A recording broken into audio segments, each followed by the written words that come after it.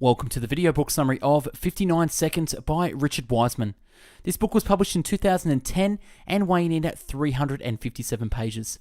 An easy to use, concise guide to changing your life in under a minute, backed by cutting edge scientific research.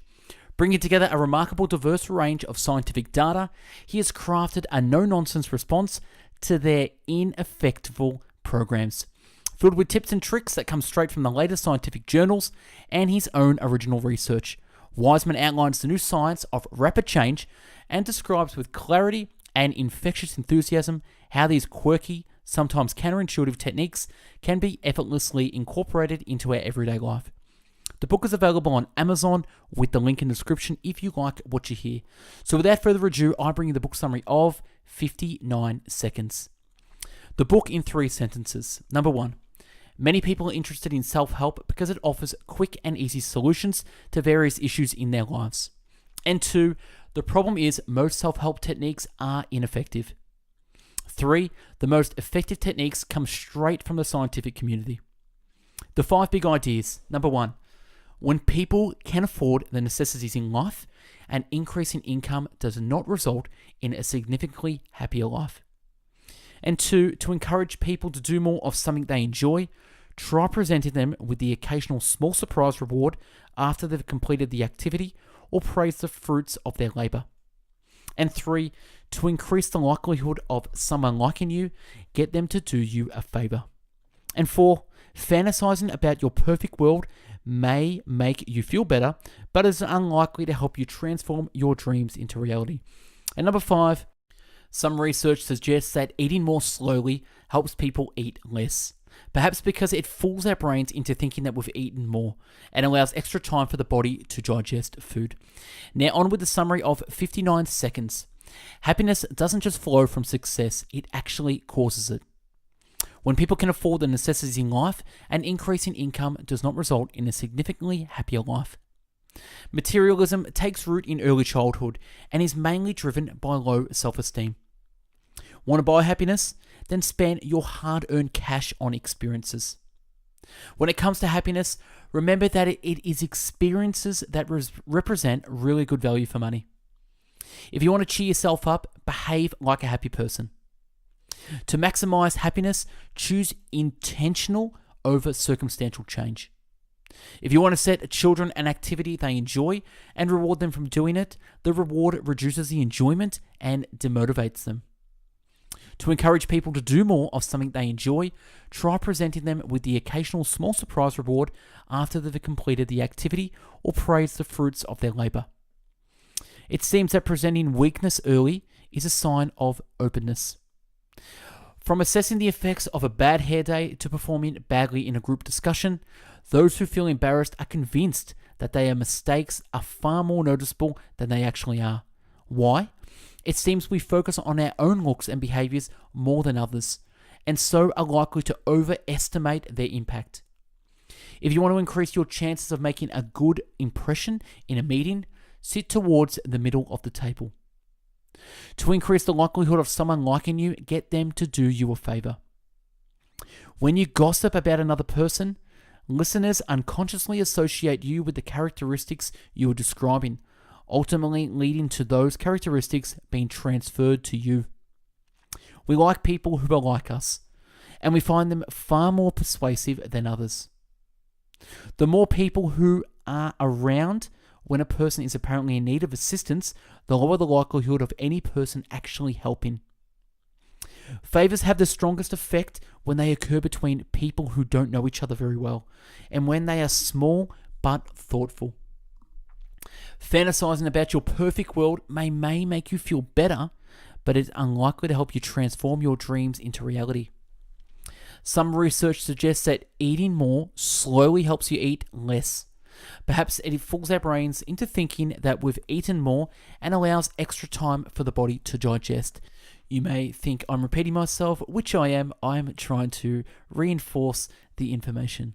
If you want to reduce your drinking, stay away from short, wide glasses and stick to tall, narrow ones.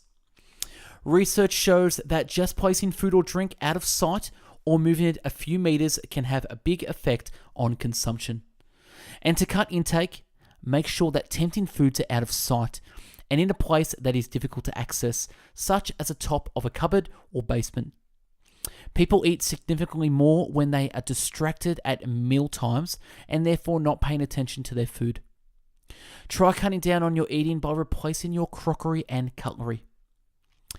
Research conducted by Kaiser Permanente's Center for Health Research suggests that making a note on how much you eat can help you lose weight.